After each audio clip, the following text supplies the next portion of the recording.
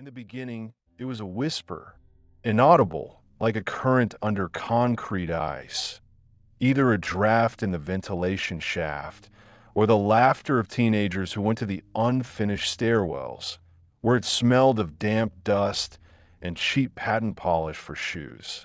Did you hear? Something sits on the chimney at night, big, like a man, or like a bird, but it doesn't move. These words had no surname and address, only a night tremor in his voice and a manner of looking not at the interlocutor, but through him, where the blackness is always a little denser. He was seen for the first time later, but in hindsight the witnesses assured, yes, of course, it was also before. They simply did not attach importance. There's a lot of things in Pripyat that were not given importance. The unrubbed windows of the clubs, the sweet smell of condensed milk at the kiosks, the steps of the guards along the fence of the power unit, where the iron rang even without wind. The young dispatchers laughed. The mechanics argued who would run the station faster to argue. The musician from the House of Culture pulled the cord as if rolling a warm coin in his mouth.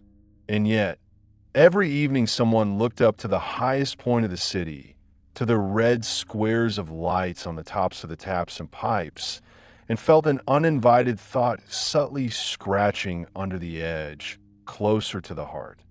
There was someone up there. It was called in different ways. Some whispered blackbird, others liked wingman more. The guard from the fourth post, whose date and shift were neatly written in his notebook, first wrote down silhouette, presumably a large bird, and across the page, scribbling carelessly with a ballpoint pen, added, no, not a bird. Then came the details. The size was like two people, wings that did not open, but as if folded around the body, the eyes, no, not eyes, glow. Not light, he corrected later, but the emptiness in which you can see for some reason. And one more thing, when you look at it from below, the air seems to be thicker like in the heat over the asphalt, only it is cold. It is always cold, but the cold is quieter next to it. The rumors at the station were like steam in the turbine hall, viscous, warm, hanging and dragging until late at night, until they went into the grates of the hood. Someone swore that he saw a silhouette on the rusty trusses of the cooling tower. Someone heard a croak in the communication microphone, although the line was in good working order. In the evening, the electrician, returning home through the vacant lot behind the household house, heard a quiet, steady shiver pass through the ground, as if a giant palm was running under the soil, gathering the roots in a bunch. Technology, he said to himself. Vibration. But an hour later, leaning towards the window, he saw a slow movement above the roof, as if the night were adjusting its own shoulder. And then he said aloud for the first time, bird. She came when the cold touched the glass.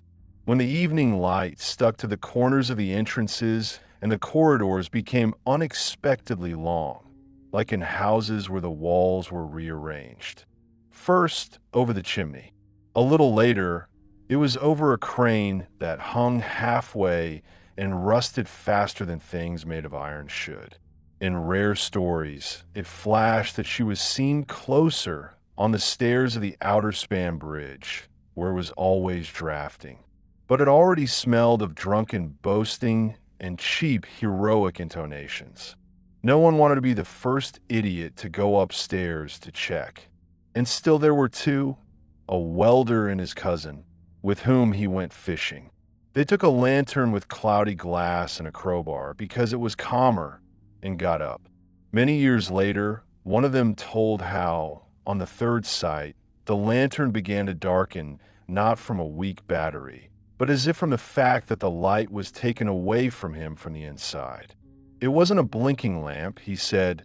It was getting smaller than white there. Below, in the fog of cigarette smoke, they were not believed, but the rumor that the lantern had dimmed exactly where no one had touched the wiring added to the density of the story. It was said that its appearance was accompanied by the smell of wet iron, such as in the hands of a mechanic after a shift, only 100 times stronger. They talked about a whistle like an unlubricated noose and about a barely perceptible crack. Not electric, no, another dry, as if someone were breaking the thinnest bones in a handful and pouring inside the wall. It was said that those who stood too close, then for several days there was a light noise from their ears, and any words around sounded with a delay, like in poorly tuned DDC speakers. Sometimes someone would add, only after I saw her before, and rubbed her chest with his palm, as if there was still a small splinter under her shirt. The city continued to live. In a morning in kindergarten, they picked up dance sticks and painted the sun with gouache round, with rough rays, and for some reason, with a blackbird next to it, a thin stick which the teacher asked to paint over with yellow. This is a cloud. Let there be a cloud. In the grocery store, the queue for sausage stood like a chain in chess, for steps forward, shifting, looking at the clock. At the consumer service plant, a man ordered a suit for the holiday, fashionable, with sharp lapels, and laughed. Sew it quickly, otherwise I will fly away. The saleswoman glanced at him, squinting at him. He was a joker, and still put aside the cut. And at night, right in the center of the Star Square, from which the heat of the city was emitted, she stood. I didn't fly, I stood. Did the air put up with it? Unlikely. The air stretched like a sheet on someone else's bed. If you looked at it for a long time, it began to seem that it was not on its own, that behind it, under it, and around it there was a subtle pattern, an unexplored geometry like a grid in reactor shafts. Ribs, cells, voids where it was impossible to catch your gaze. And then it became really scary, like an adult, because it was not clear whether it was someone who came to you or you were climbing someone's stairs without noticing the steps.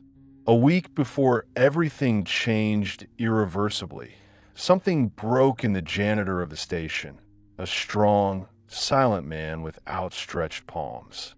He returned into the night, not because he had to, but because a sound like a distant glass beating settled inside him.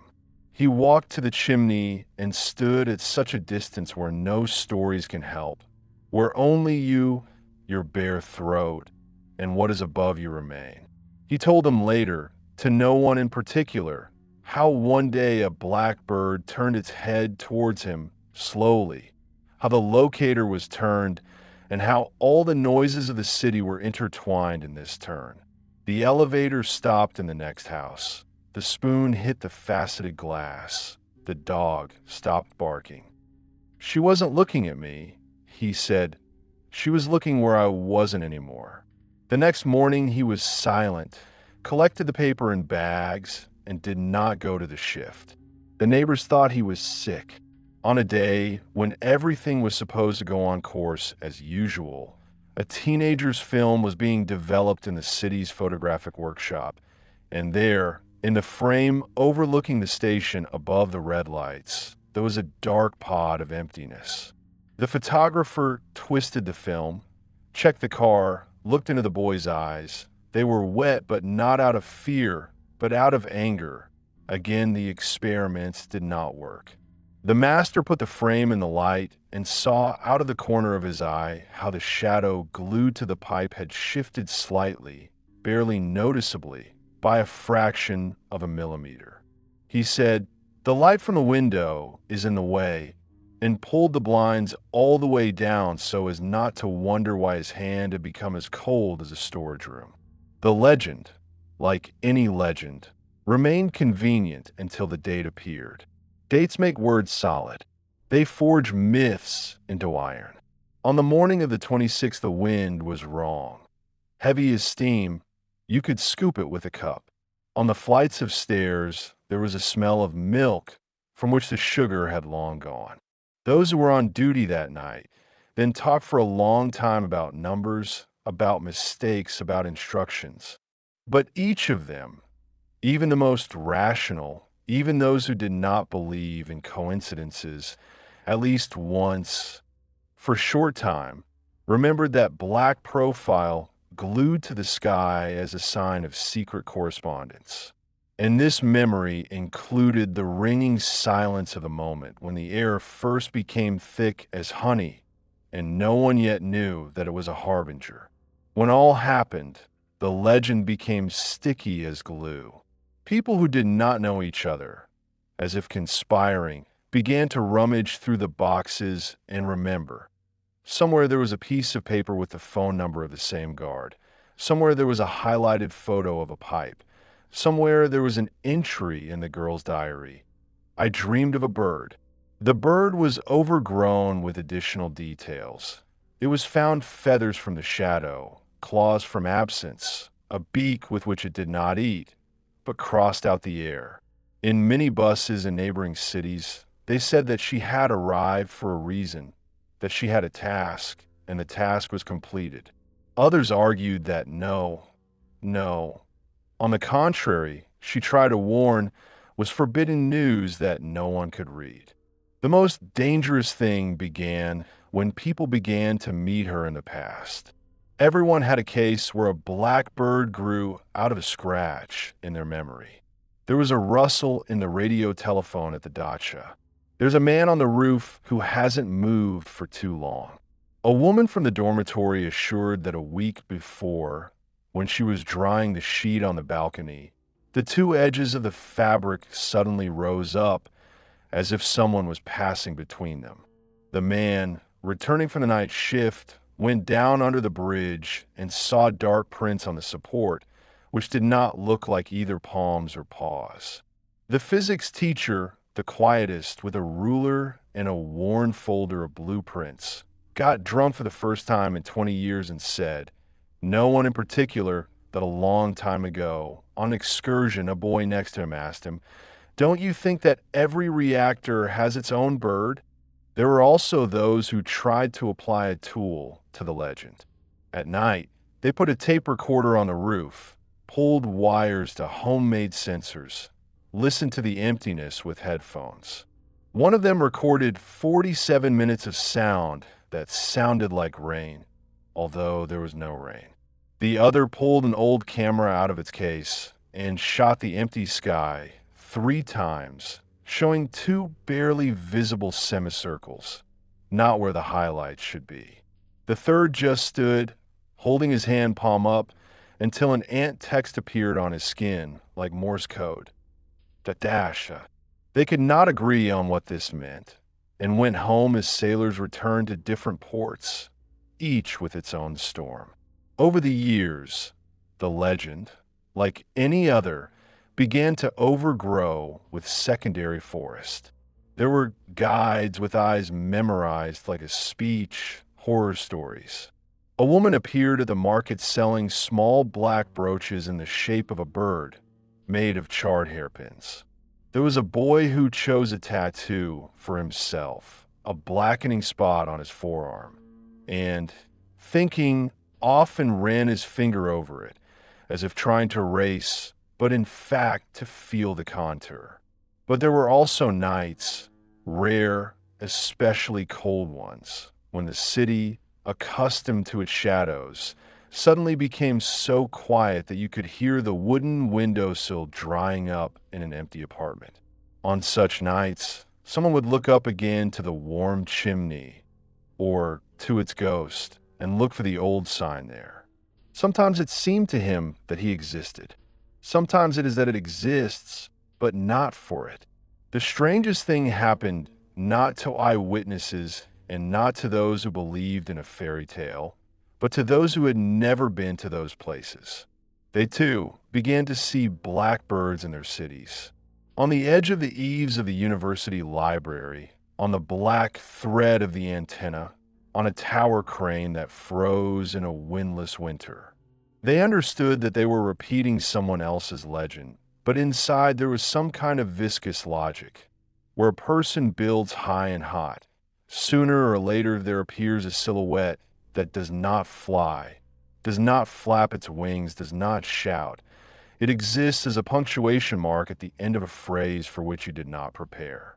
And all the same, if you unravel all the threads, the same simple, sharpened as a needle, story remained in the very center. The city lived, people were drawn to the light, cars were buzzing, the radio was clicking, the windows were sweating. And someone 1, 2, 10 raised his head and saw dark geometry grow against the background of the stars. He couldn't prove what it was. He couldn't even convince himself. But even then, a tiny fragment of the future was frozen in him, which would dig into him for years whenever someone asked, was there a warning? Sometimes the legend returned through dreams. A person dreamed that he was walking along the corridor with a lamp's shine both bright and dim, and the linoleum is soft as dirty water.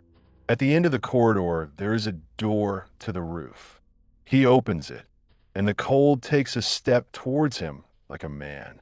Above the city, lined with dark fields of houses, stands a blackbird. And then the dream shows the main thing. Not her, but how the air changes when she is around. Air becomes time. Not the one on the watch, but the other wet, tight like a shirt that was worn out of size. And a person wakes up as wet as after running, and goes to the window, and keeps his palm on the glass for a long time, until he feels that his own warmth is still capable of thawing the world. Like any good urban horror story, this one tends to adapt to the person who listens to it. For the skeptic, it offers a game of coincidences, statistics, search for primary sources, and critical notes. To the anxious, he gives an excuse for his own trembling hands. To him who has lost it, he gives form to the invisible. Behold, behold, it sits on the trumpet.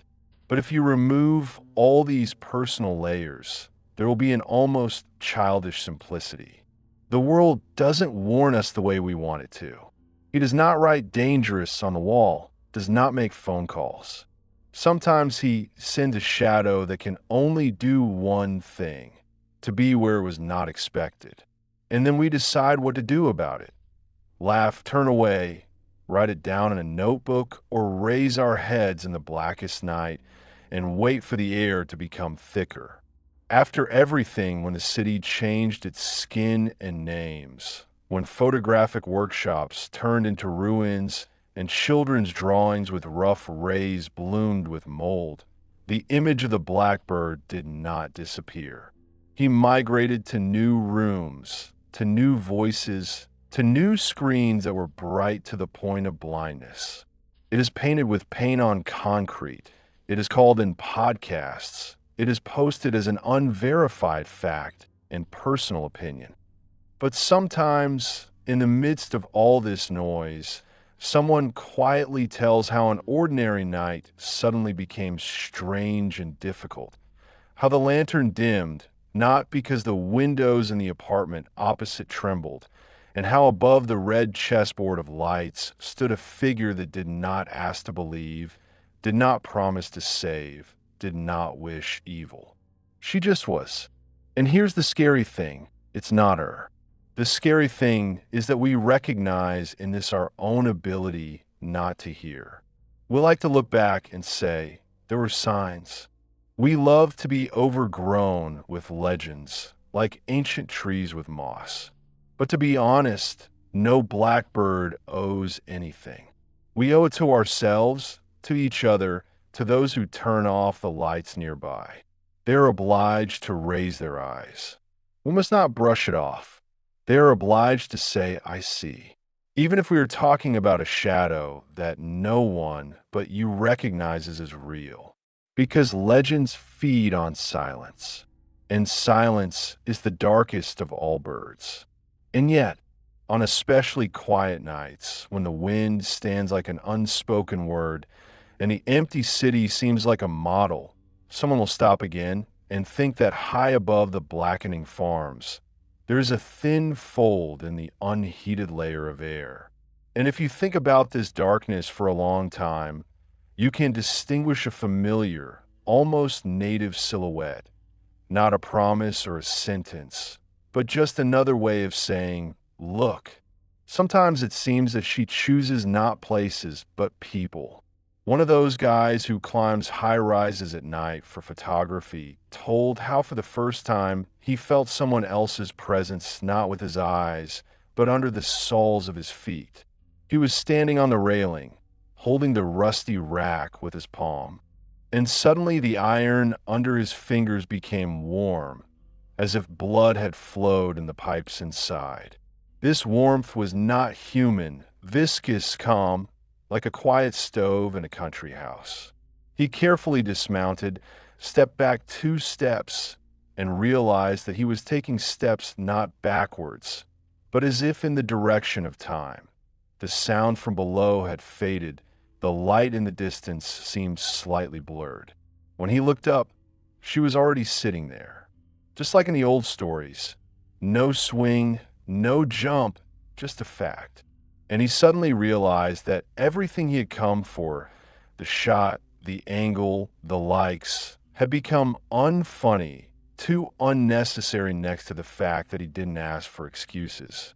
Another, a former engineer who comes to the city to look for himself in silence, admitted that he began to talk to her in his mind. I didn't ask, he said. I just asked. Where are you looking? What are you waiting for? But he began to notice how his own speech was changing. Confident words were disappearing from it. Short phrases, as if frostbitten, remained. He made a rule for himself.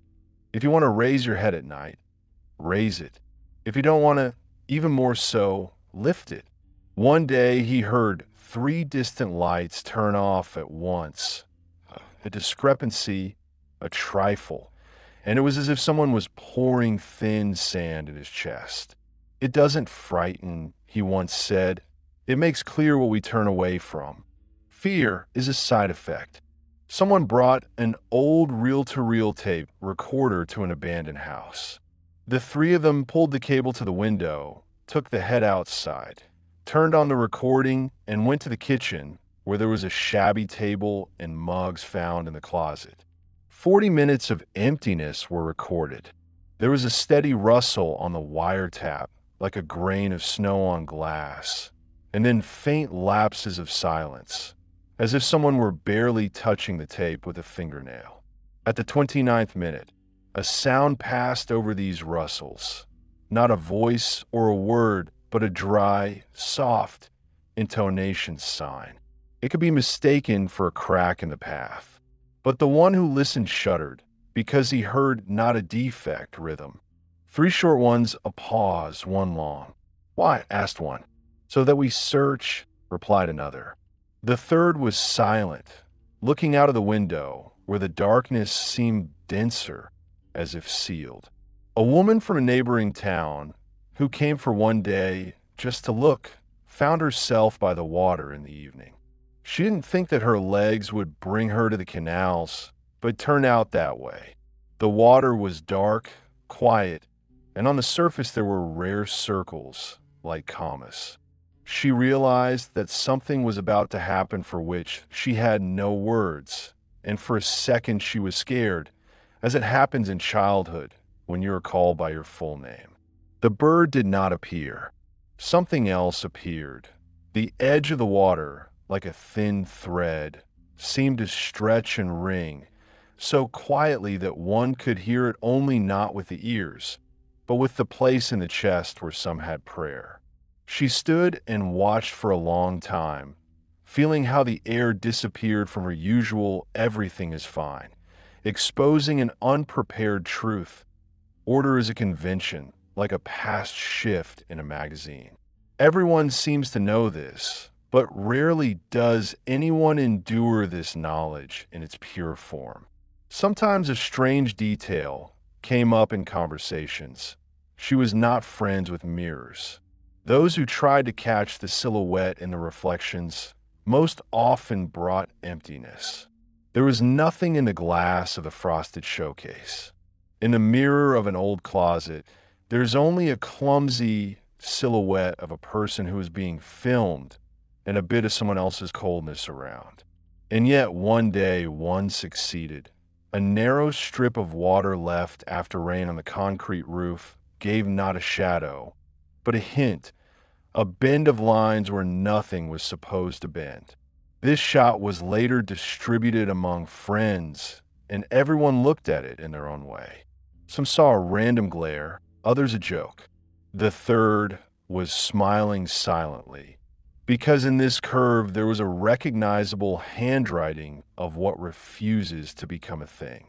Among the local old men who survived both before and after, they told one story similar to morality.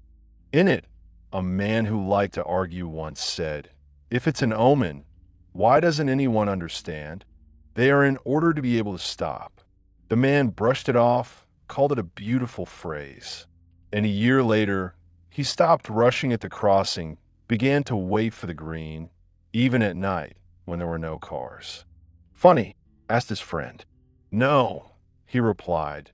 "It's just that one is darker than the other." The most poignant moments came from children's mouths. The girl, who came with her mother and uncle, drew a bird in the evening, not black but white. To the question, "Why white?" she answered simply, "Because you can't see it." Her drawing was made of simple lines, but there was something in it that adults do not know how to hold. The certainty that the invisible does not mean the absent. Then the uncle said that the girl slept peacefully, as if someone had covered her, and he sat on a stool and listened to the night house, where every board made sounds, but together they did not add up to anxiety, but to music. Over the years, the city began to thicken with new shadows. People appeared with cheap lamps and loud voices, explaining where they saw exactly and where to look correctly. Maps, arrows, and marks appeared. The owner of one such card, a man with shifted eyebrows, was left alone on the roof one evening and could not stand the silence. It turned out to be not the same as in the pictures. Not spectacular, not convenient for a story, not even creepy, squeezing out everything superfluous, leaving only two colors in a person: see and do not see. He went downstairs, threw the marker into the puddle, and drove home without offense, as if from a lesson he did not understand but accepted. There were others, those who brought scientific instruments, telemetry, and circuits with them. They measured magnetic fields, caught infrasound, and observed temperature profiles. Sometimes something was recorded, an anomaly here, a splash there, a strange drop in volume along this line. But each time a main thing was not in the schedules. The main thing cannot be hidden in numbers. The feeling that you have been placed in front of a mirror in which you could see not your face, but how alive you are now. This is not about mysticism. This is about rare clarity. How breath freezes before cold water. How the skin understands the night before the eyes. Like the sky becomes a wall because you have something to lose. The man who was once a security guard and wrote down, "Not a bird," lived to see the time when everyone had an eye in their pocket that took pictures of everything that moved. He also tried. He focused on it, waited for the screen to stop soaping in the distance. There was only one thing: air trembling, as if the frame had been aged by 10 years. He was asked, "Well, do you believe now?" He answered without anger, "I believe in us, in the way we are able not to hear when we need to listen, and vice versa." Sometimes he came to the chimney, not the same time, at another time, and stood until the wind began to smell of wet iron. Then he left because he knew that this was enough. And strange things continue to happen. In foreign cities, where there is neither a station nor a legend, local birds suddenly appeared. On the concrete arch of the bridge, on the mast of the stadium, on the factory chimney, where the watch ended long ago. People exchanged photos and argued, as usual. But among them, there were those who stopped arguing. They made it a personal ritual. Once a month, go up above the second floor, turn off the music, put the phone in your pocket, and just watch the night until it gets a little cold. Not to see, to hear what the air becomes when you finally stop hiding from the silence. One late autumn, when the sky was as low as an overflowing bowl, I met a woman with a small box in her hands. She stood on an empty road and looked up, smiling at some of her thoughts. In the box was a bird, the most ordinary, paper from an old-school newspaper. She said, "I'm afraid of heights. All my life. But when I look there, for some reason I feel calmer. Is it strange that sometimes the most terrible thing is the most honest way to talk to yourself?" She nodded, put the box on the asphalt, and left, leaving the paper bird alone with the wind. And something still changes when legends live for a long time. We become more careful with loud words. We check more often to see if the flashlight has a battery before saying it's a sign. We listen a little more carefully to the whispers and the trumpets. Sometimes we don't even laugh at children's drawings. And we are less likely to say, accidentally, when the air becomes thicker for no reason. Not because they have forgotten how to explain, but because they have learned to leave room for what does not have to fit into explanations. Those who come to this story later will get other details. They will have different pipes, different windows, different words. But the simple movement will remain unchanged to raise your head in the night. It's like a password that is needed not to log in, but to admit to yourself, "I'm here, I hear, I don't look away." And somewhere up there, a blackbird, named whatever, forgotten in one generation, and brought back in another, will continue its only thing, to be present. Not to save, not to punish, not to explain. Only to be just enough for something in us to switch from later to now. And if someday, for no reason or event, you feel the lantern dimming not from the lamp, how the footsteps become softer, how the words around you go with a half-second delay, don't run. Stand up, breathe in this unusually dense air, and ask yourself, without noise, what do I not see in my day? He will come in the same way that important things come, quietly, coldly, without promises. And somewhere high, above human geometry, the silhouette twitches its wing a little. Not to fly, but so that we finally learn to live as if the warning had already existed. Years do with legends what the wind does with grass. They do not break, but comb them in one direction. But sometimes the impulse changes and the grass remembers how to stand upright. This happened one day at the end of September when 2 buses with weekend stalkers got stuck at a concrete box and everyone had to walk. They walked between the rusty sides, talking loudly so as not to hear their own footsteps, and now and then raising their cameras. With them was a middle-aged journalist who promised to gather live voices for the podcast. He recorded everything. The creak of the belt on his backpack, the tin rolling on the asphalt, breathing, jerky laughter. In his headphones, he had the feeling that he was listening not to space, but to porous bread, so many holes in this silence. On the roof of the unfinished building, he put the microphone on a tripod and said into the void, "If someone can, tell me." And the emptiness told in other people's voices. One of the guys suddenly began to speak abruptly, as if he was reading someone's note found in his pocket, about night rounds, about the fact that it is colder on the 6th span, about a whistle that no one hears, and then everyone hears.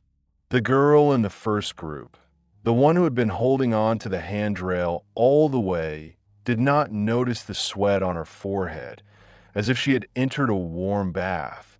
although the wind was as sharp as glass. The journalist turned off the recording and realized that there was more than enough material. But instead of relief, there is emptiness. It was as if he had come for answers and left with a mirror in which you can see only those questions that he was afraid to ask. At night, someone opened a window in their dormitory. The cold immediately entered the room like a man. A shadow lay on the windowsill, correct from the frame with sharp corners. And yet there was something superfluous in this geometry, a slight bend that no straight line provided. They quarreled to close or leave, and as a result, they just sat on the floor around like children and fell silent. In the silence, you could hear how far away the tree cracked, how deftly something fell in an empty corridor, how the water in the battery made short, almost cardiac beats. "It's not mysticism," the journalist said at last. "It's attention." And they all felt better, as if an extra word had been blown off the surface. The three of them had dreams that night. One saw a silhouette sitting in the school gym, where it smells of rubber and mint, and the whole hall below, it is like a compass needle turned upwards. Another saw a staircase that is impossible to climb. Each step is soft as breadcrumb, and the legs sink, and the higher the darker the gap between the railings. The third saw only air transparent as glass, and suddenly realized that air is glass. It just has a high endurance. He woke up to his own whisper. "I see." In a neighboring town, an old archivist, the same one who once copied lists of shifts and duties with a pencil, found a small notebook with a thin elastic band in a box. On the cover, there are stains like rain. Inside are not names or clocks, but strange, neat lines without dates. Today, the light has become quieter for 1 minute and 43 seconds. The smell of wet iron in a corridor without pipes. The air is thick enough to put a word on it. He showed the notebook to a neighbor, a woman who sometimes brought him pies, and she laughed and said, "That's poetry." He wanted to object, but then nodded. If something that cannot be measured is not necessarily a lie, then it is from the next room of words.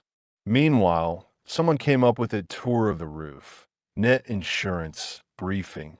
At the very first ascent, the instructor, dry, with wind-licked skin, stopped the group, quiet, and without any birds, portents, legends, just silence. For a second, everyone heard how a huge city, even an empty one, continues to live inside the walls. Somewhere, a long-forgotten drop falls into a bowl. A nail slowly comes out of the wood. The wire shrinks from the cold and rubs the concrete. A sound similar to footsteps in the snow. They stood for 1 minute, 2, 3. The boy with the loudest voice took off his hood. The girl, who had been chatting nonstop all the way, for some reason squeezed the edge of her glove with her fingers, as if she was holding on to the platform of the departing train. The instructor said calmly, "Here, this is the first thing, not a legend, the ability to endure silence. And only then, who will see what?" There is a story about a man who decided to test scientifically. He dragged a thermal imager, microphones, pressure sensors into place, made accurate measurements, and compiled a table with the column inexplicable. Everything that did not fit into the instruments fell into this column. The sudden smell of wet wool in a clear sky, half a second of a dip in sound when a car drove by, the feeling that you became lighter on a step, as if one hook was unhooked with which to hold you down. He was ashamed of this column, a professional habit, but he left, because otherwise the table turned out to be too smooth, as if he drew wallpaper instead of a map. Sometimes the legend came back through random phrases. A firefighter who came as a tourist, looking at the yellow, faded fire shield sign, suddenly said, The worst thing in a fire is not the heat. The worst thing is how it takes air.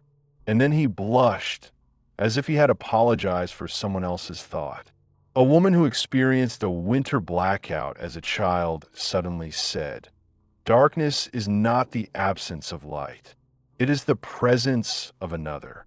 The child, tired from a long walk, pointed his finger where the horizon was flat and black, and asked, "What if a bird is a letter?" One local, silent, with sunken cheeks, took the journalist aside and pointed to a concrete belt where signs once hung. "I was sitting here," he said. "How do you know?" By the way, everything around was silent. He spoke softly, as if he were ashamed of his own hearing. "Do you know how it happens by the sea? It seems to be noise and noise, and then suddenly silence. And you understand, now it will go away, and there will be something else. That's it." The journalist wrote these words down in a notebook, but realized that they would sound too simple on the editing table. The audience loves loud roulades. And yet he left. Sometimes the simple is what survives sound engineers in years. In the evening, when the wind had fallen, one guy, the one who liked to climb higher than he could, noticed a thin path of dust on the concrete, smooth as a hair. He ran his finger over it. The dust did not smudge, but moved entirely, as if it were not dust, but a thin film. Under the film, the concrete was lighter. He raised his head. The sky was empty, but the emptiness was somehow more attentive than usual. He smiled for no reason and suddenly realized that he hadn't smiled for a long time. "So he is alive," he said to himself. It sounded not like a banality, but like a password. The next day, someone brought a bird bone neatly packed in a rag to an abandoned house, as thin as a cracked match. "Look," he said, "the sign." Another shrugged. "Any bone is a sign if you need to." They quarreled as usual, but in the evening the first one put the bone on the windowsill and watched as the wind almost did not touch it, as if it were in harmony with the air. He realized that the argument was not about eat/no, but about the willingness to live next to what you cannot give a command. Sometimes the legend broke into the city's everyday life comically. The light in the trolley bus suddenly went out for 3 heartbeats and immediately turned on. In the supermarket at the cash register, the tape went in jerks. The woman in front turned around, raised an eyebrow. "Come on, don't be scared." The schoolboy drew a small black pen in the margins of the notebook and received a reprimand for dark motives. He was not offended. He just drew an empty space in the next line, signing the white pen. The teacher thought longer than it should be, and then gave for perseverance. And yet, somewhere between these ridiculous everyday beats, that very invisible rhythm continued to live. 3 short ones, a pause, 1 long. People who did not know each other sometimes caught him in his own day. The phone hovered for exactly 3 seconds and came to life. The lamp flashed 3 times and then became brighter for a long time. The approaching panic suddenly went astray and turned into even breathing. They rarely associated it with a bird. Everyone has their own words. But if you collect these little things, as they collect fallen leaves into an album, you get a simple picture. Myths are not about ancient monsters. This is about the population's way of talking to their own did not have time. In late winter, when the snow lay in light layers on the concrete railing, a man with a simple camera climbed to the roof.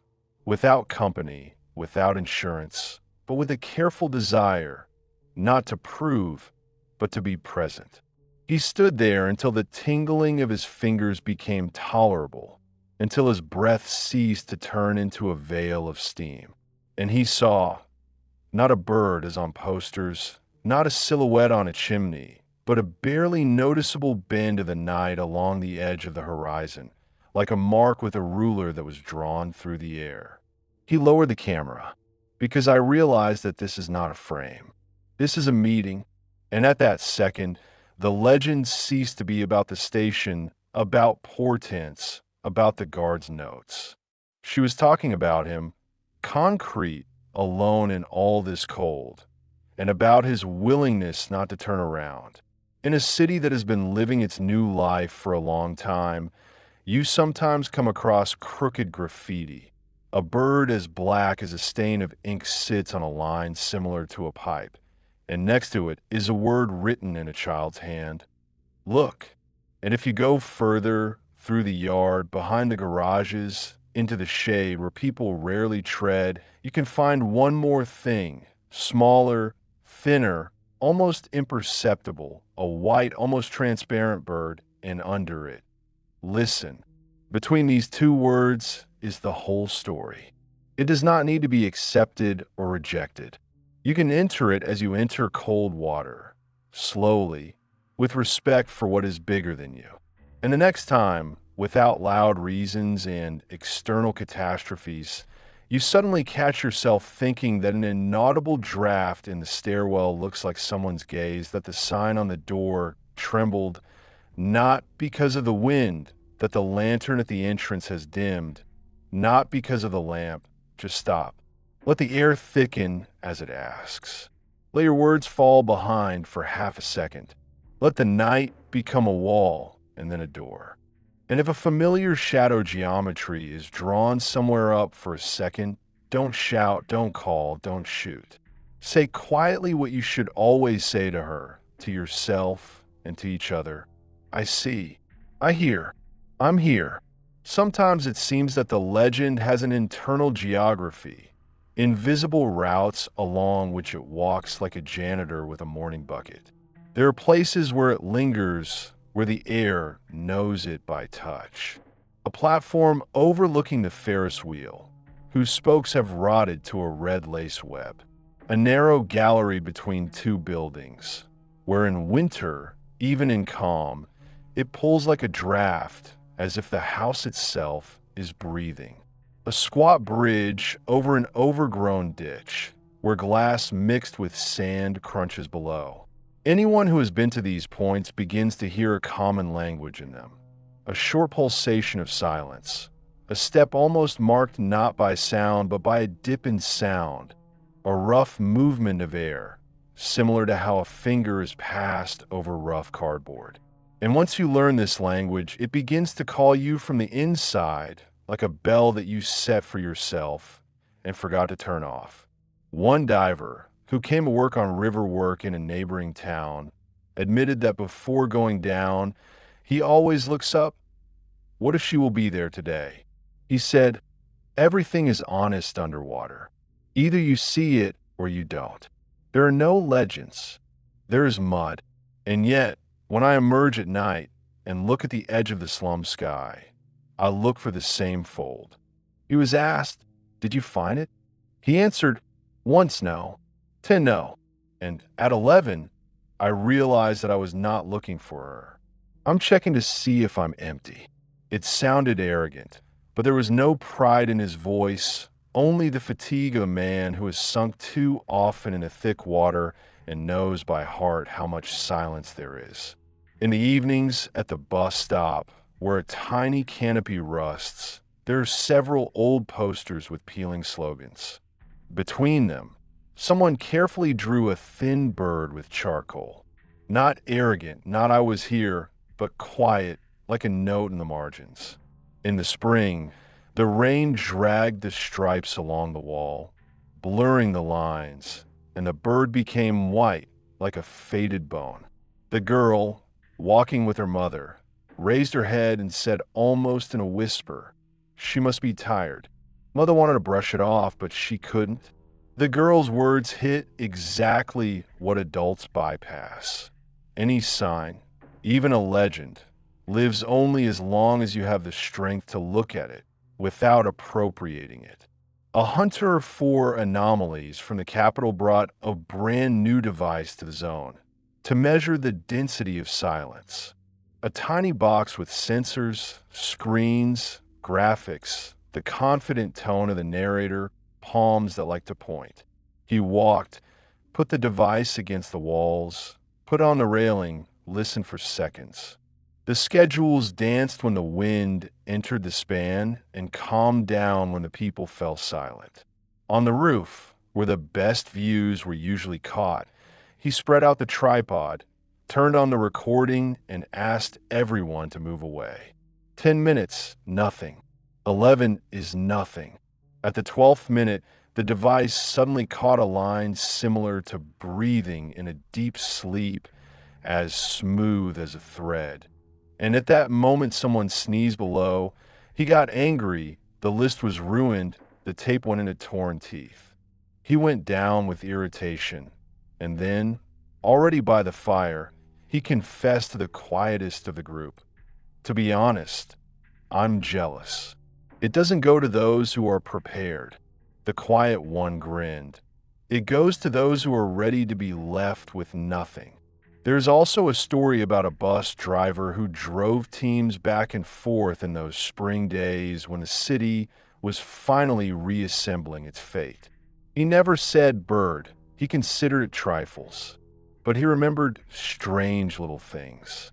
For example, how one morning his shutter speed on the speedometer was a little slower than the needle. Barely, but enough not to coincide. Or how the turn signals flashed asynchronously, although the relay was new. He wrote it down briefly, dryly, as fuel consumption. And when one evening, many years later, someone asked him by the fire what he thought of the legends, he shrugged. People make a bird out of the void, and they're doing the right thing. Otherwise, emptiness will make people emptiness. No one quoted him. The phrase is too smooth. But the three who heard it remembered because something invisible clicked from it, like a switch. Sometimes the legend came out where it was not expected at all. The carpenter, who had come to change the rotten frames in the colonist's house, suddenly stopped in the doorway. Outside, it was an ordinary evening. Inside, it was another. It is as if there is a thin winter wall in the room in the middle of the summer air. He ran his hand over his hand, groped for nothing, laughed to himself, fool, but sat down on a stool and sat in silence until the inner air began to coincide with the outside air again. Then he worked quickly and concentrated, almost joyfully, as after a brief danger from which you were released. And there was also a woman who once worked as a nurse in a small village on the outskirts of the zone. She brought with her an aluminum mug, a cracked enamel basin, old bandages as objects of power, although there was no magic in them. She put the mug on the windowsill, covered it with a bandage, and sat next to her, looking out the window. Sometimes wet spots began to appear in the bandage, stretched like the thin skin of a drum, from condensation, from her own breathing. And she smiled when she heard something familiar inside her, how air can also be a living body. She was asked, "Have you seen it?" She answered, "I have heard." Her voice never trembled. It had the respectful simplicity of a man who had survived fear before names were coined for it. There was a moment when the bells returned to the city, which had already lived several lives. They were not heard that spring. Then two, and finally, the cast iron began to give sound into the air again. At the first service, warm and cramped as human shoulders, everyone was waiting for the bell to say the usual. And he gave out a strange thing, not a failure, not a falsehood, but a pause where there had not been a pause before. On the third stroke, a tiny delay, like a slight hiccup, and many who were standing on the square at that time suddenly cried, not because they remembered, but because they felt that live sound knows more about silence than we do. And somewhere high up in the strictly measured sky, for a second, such a regular geometry flashed that it could be mistaken for a bird, if you really wanted to, or not to accept it. if you wanted even more. An old dosimetrist, who was nicknamed Ticker as a child, he brought a small device for holidays and listened to the background sing. Once explained to two boys why he still walks around empty yards. "I listen to the world talking in whispers," he said. "When he screams, it's too late. And whispers, if you're not afraid, are the most honest." The boys laughed. They wanted loud words. A year later, one of them returned alone and stood for a long time against the same wall where the teacher pressed his ear.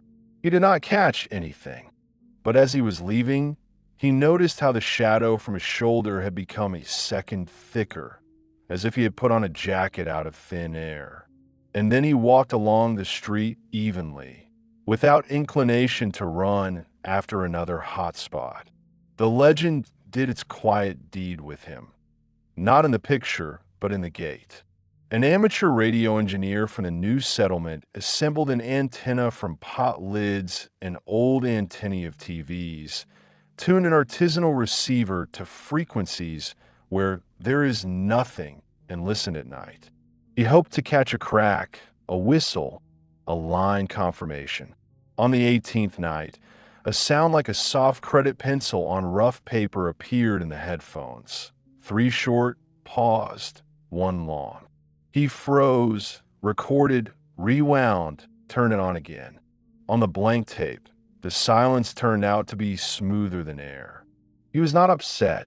He took out a small plastic bird from the drawer, a toy that had been accidentally left behind after repairs in kindergarten, put it on the windowsill, and said to her, without laughing, "Good night." And he fell asleep as easily as he had not fallen asleep for many months. Not because he had received an answer, but because he allowed the question to be. There were also viscous, difficult evenings when people came for the quagmire, for goosebumps, for a surge of truth that would break them, and they received a mirror from which you need to be able not to escape. At that time, the legend seemed boring, unfair, not scary enough. Someone began to loudly explain, demand, insist, as if they were placing an order in the dining room. And at such moments the city became deaf, like a real old man. He did not hear a cry, but sensitively reacted to whispers. Silence returned for those who endured it. The rest got photos with the right filters and crooked stories. Not false, just hungry. Sometimes it came in very small forms. An inch of shadow in the window of the 5th floor, where, in theory, only the dance of the kitchen curtain should be reflected. A muddy spot on the water of the ditch, which stubbornly holds its shape when everything around spreads. A thread of cobwebs stretched between 2 antennae, in which a tiny white fluff became entangled, or not entangled, but hung as if it decided to become a sign. Someone saw it as an accident.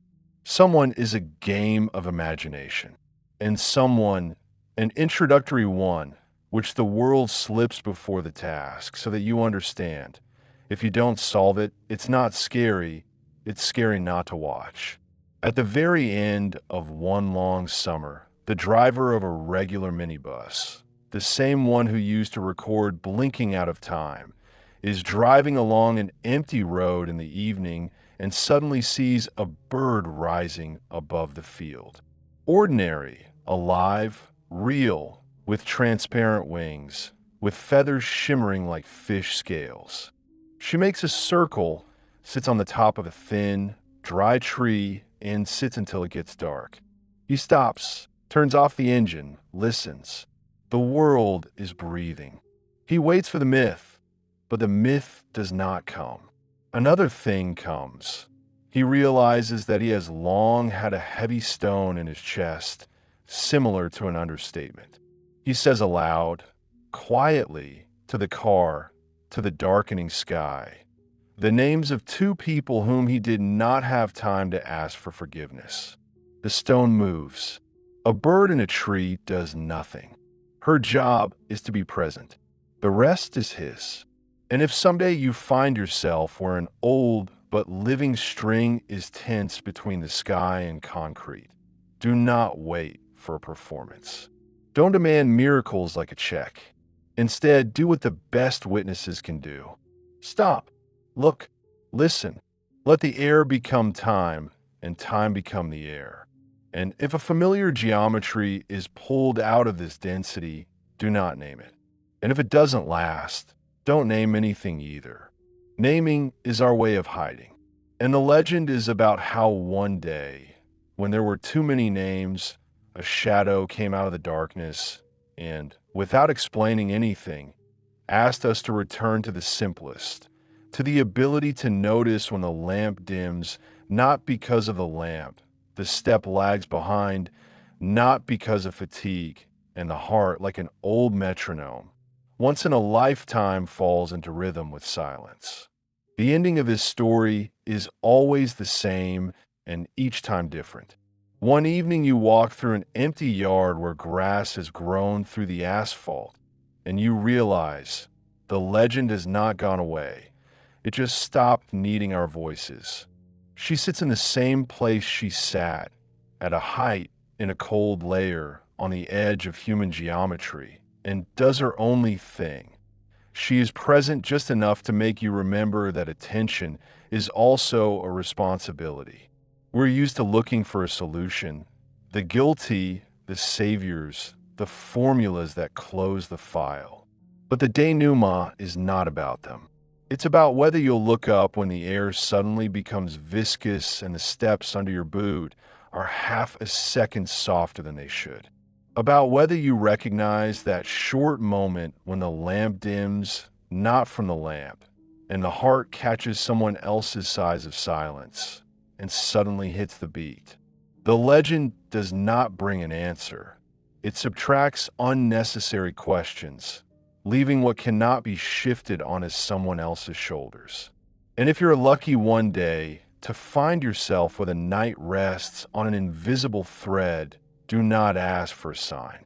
The signs are us. The world is economical. It whispers when we're still able to listen, and only then does it scream. The blackbird is a whisper of a form that we have forgotten to hear, an absence folded into a wing, a pause that keeps a phrase nearby, a shadow in which the light will fit if you ask him politely. When you leave, nothing will change. The tower will remain black. The windows will be empty. The grass will be thorny. But one object in the world will become another. It will not be a pipe or a tap, not a sign or a rail. It will be your gate. It will become half a tone quieter, as if you have stopped rushing where haste only complicates the simple. And maybe in some foreign city where this story doesn't exist and never has been, you suddenly stop at a lantern that flashed at the wrong moment and say to the sky without an address, I saw. That's enough. Myths are not about evidence. They are about recognition. The last frame is always similar to the first. The low sky, the warm metal, the trembling of the air, which does not explain, but invites. On the horizon, there's a barely noticeable curve of the night, like a pencil mark. The camera could have caught him, but better not. It is better to leave an empty space on the film so that the legend has a place to live further. Because the most honest thing we can do with someone else's foreshadowing is to stop demanding the future from him and learn to respond in the present. And if you still want a word, let it be short and human so that it fits on the inhale. Not a promise or an oath, not a prayer and not a report. Let me be simple here. It is enough for darkness to cease to be alien and silence to be mute. And high, above the lines on which we write our usual routes every day, the shadow will do what it appeared in our stories for. It will remain. Just enough so that one day, without music and montage cuts, we looked up and without taking pictures said aloud and quietly what was always the end and beginning of this story. I see, I hear, I am here.